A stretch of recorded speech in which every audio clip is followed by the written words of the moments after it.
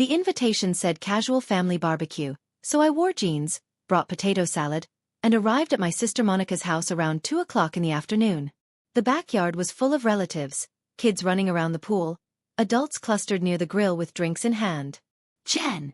Monica waved me over. Already 3 drinks in, based on her volume. "About time. Food's on that table." Her kids were in the pool. Ashley, 16, Connor, 14, and Zoe, 12. They'd always been energetic, but lately there was an edge to their behavior around me. Monica had been telling them stories about my life and my choices, framing me as the cautionary tale of what happens when you don't get married or have kids. I set my potato salad on the table next to 17 other dishes and grabbed a water bottle. My phone was in my back pocket, my wallet in my purse on a lawn chair. Standard family gathering setup. The afternoon progressed normally enough. I talked with my aunt, helped my father flip burgers, and avoided Monica's increasingly loud commentary about everyone's life choices. Around 4:30 I was standing near the pool talking to my cousin David when I felt hands on my back. The push was hard and unexpected. I hit the water fully clothed, my phone still in my pocket, going under immediately. The shock of cold water, the weight of my jeans, the disorientation of being suddenly submerged, it all hit at once. I surfaced gasping and heard laughter. Ashley was at the pool's edge with Connor and Zoe, all 3 of them doubled over.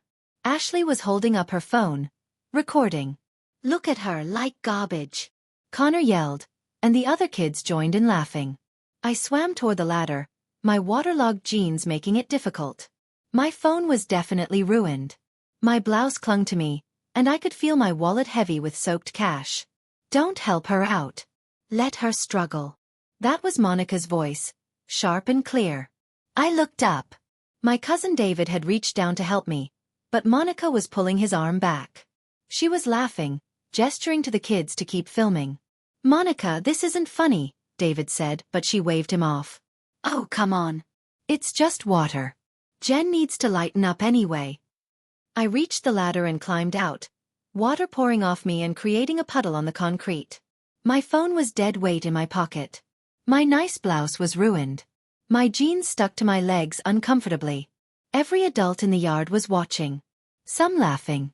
I looked through the people and saw Ashley, Connor, and Zoe on my porch.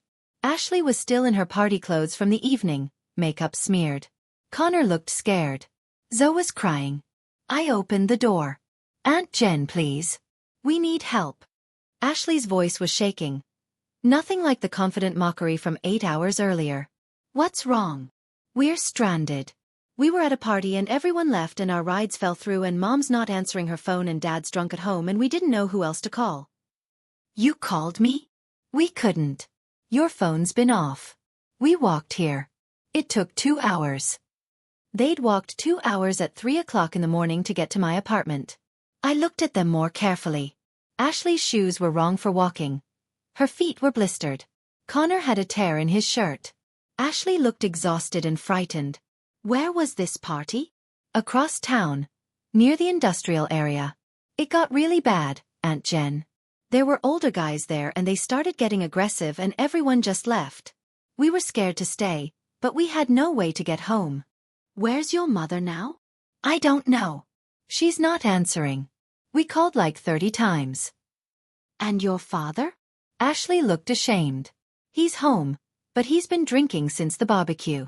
He can't drive." "He barely answered when we called."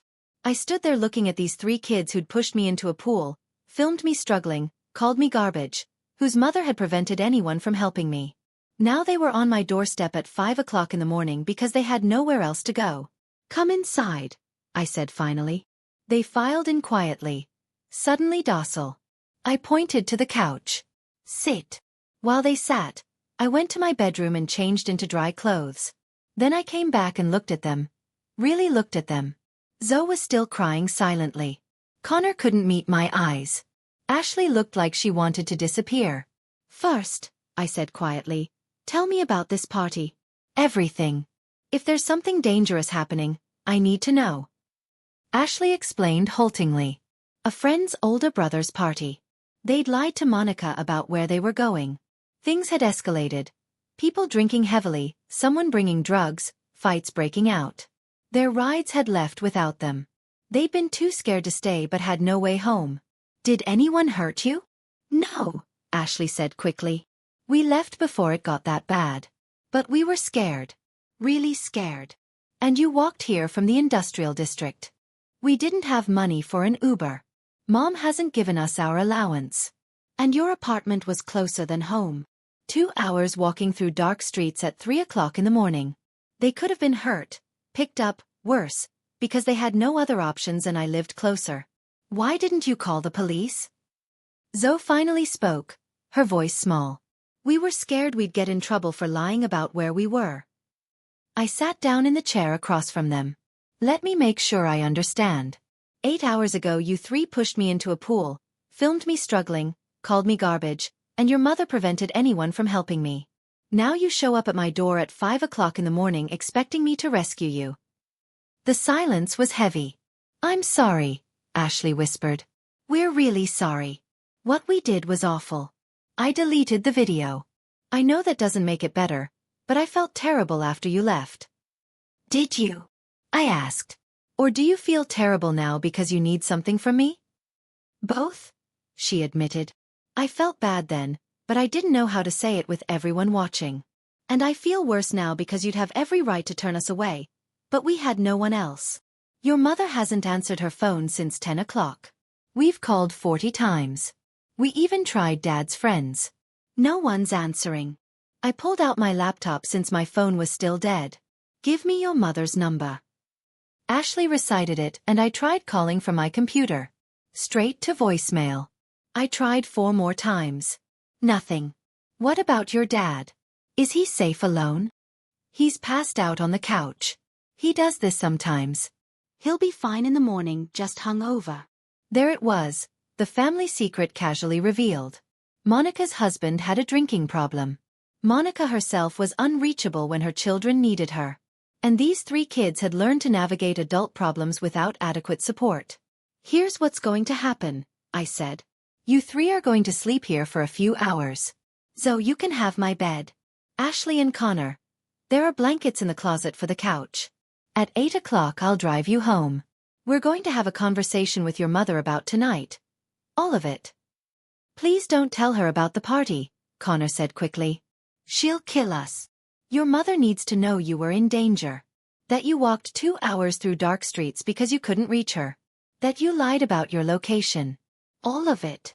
She's going to ground us forever, Zoe said miserably. That's between you and her, but she needs to know her kids were scared and she was unreachable.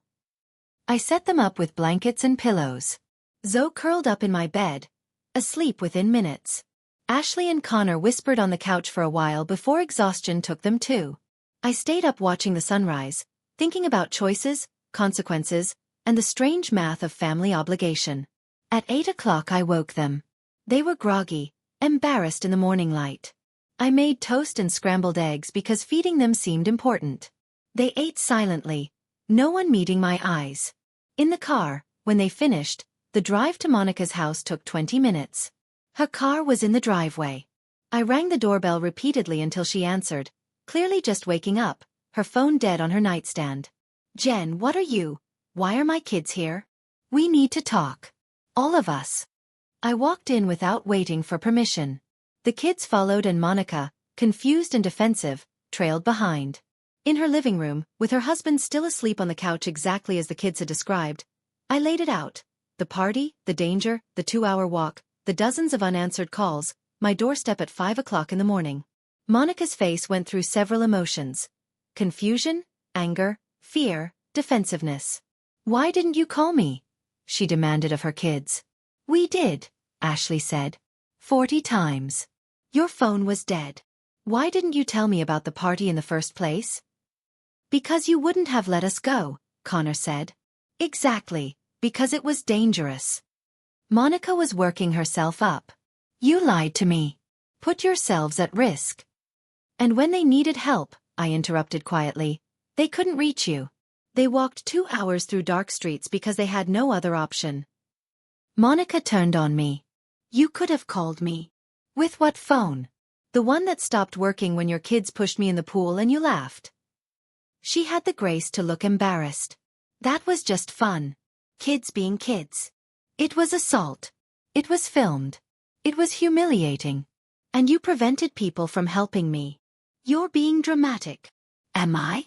Your kids showed up on my doorstep at 5 o'clock in the morning because they were scared and had nowhere else to go, after spending yesterday treating me like garbage. Do you see the irony?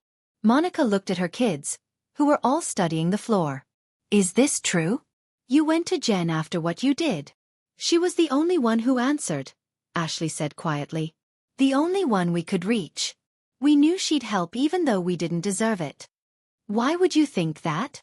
Because Aunt Jen's reliable, Zoe said. She's always been reliable, even when we're mean to her. I stood up. Here's what I need to say. Yesterday was unacceptable.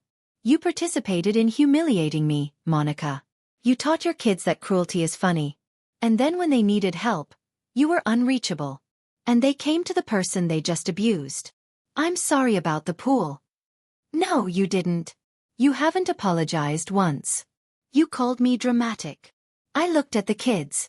You three apologized. You acknowledged what you did was wrong. Your mother hasn't. Monica's face flushed. Fine. I'm sorry. It was inappropriate. I'd had too much to drink. That's not an apology. That's an excuse. We stared at each other, years of tension crystallizing in this moment. Your kids were in real danger last night, I said finally. They made bad choices, yes, but they're kids. You're the adult who was supposed to be reachable. Instead, I was. I headed for the door, then turned back. Ashley, Connor, Zoe, you're welcome to reach out if you need actual help. Not rides from parties you lied about attending, but real emergencies. I'll be there. But the mockery stops. The filming stops. The cruelty stops. Understood. They nodded. Monica, charge your phone. Know where your kids are. Be reachable. Because next time they're scared and alone, I might not be available. And then what? I left before she could respond. In my car driving home. My phone still dead, my blouse ruined, my dignity somewhat restored. I thought about reliability and how it's often thankless until it's desperately needed.